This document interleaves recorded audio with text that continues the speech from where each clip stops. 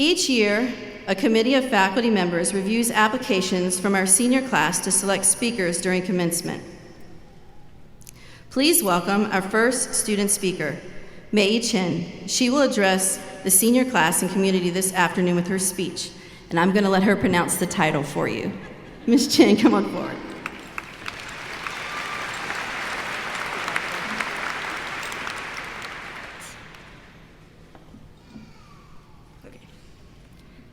Good afternoon, fellow students, teachers, administrators, friends, and family.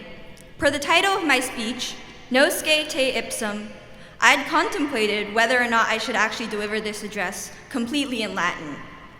Carpe diem et expecto patronum. But I have decided instead just to stick with discussing the title of the speech, the far more venerable phrase, Nosce te ipsum. This saying means know yourself, and was the motto of the Virginia Governor's Latin Academy, which I attended 2 summers ago. Ever since, I've often thought about the multitude of our experiences and how relative perceptions can help us know ourselves.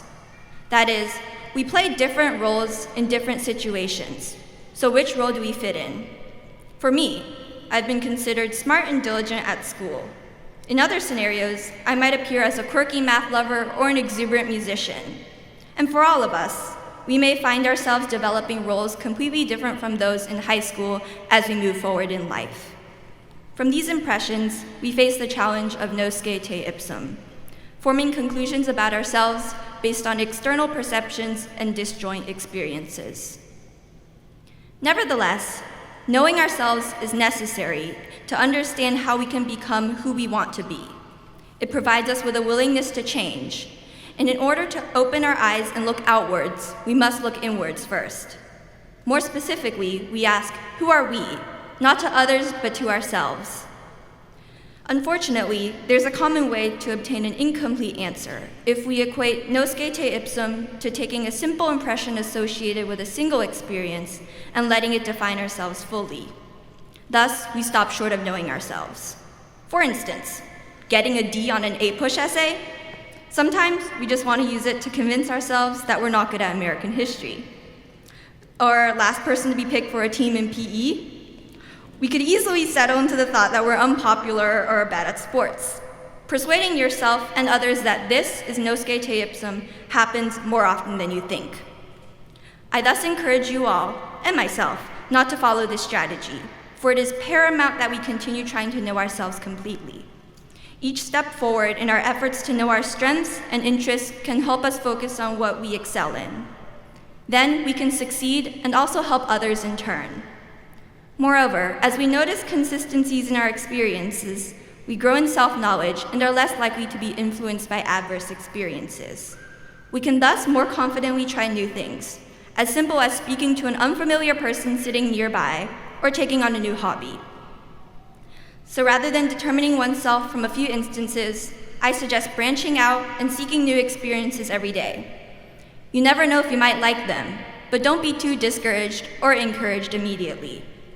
For example, we all know Michael Jordan as one of the greatest basketball players. However, believing he had lost interest, he retired in 1993 to play baseball for a year, since it was his childhood dream. He thus tried something new for a full year before understanding more about himself, then feeling prepared to return to the NBA again. So, just like Michael Jordan, give everything a second chance and use these experiences to dig a bit deeper into your identity and shape the world. Although I want to conclude my speech now, it would be incongruous of me not to close without some math, which is Zeno's dichotomy paradox. It's similar to knowing oneself. So, suppose you want to cross a street on your journey to success. Before you can cross it, you have to get halfway there.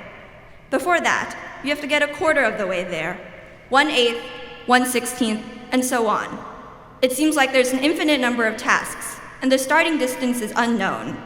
Thus, the simple solution is proceeding without completely knowing oneself, which is just to walk across the street thoughtlessly. However, this is dangerous. But then again, knowing oneself, truly knowing your own strengths and weaknesses, likes and dislikes, is difficult. It seems to have neither a start nor an end. Therefore, we have to begin with infinitesimally small improvements in knowing ourselves.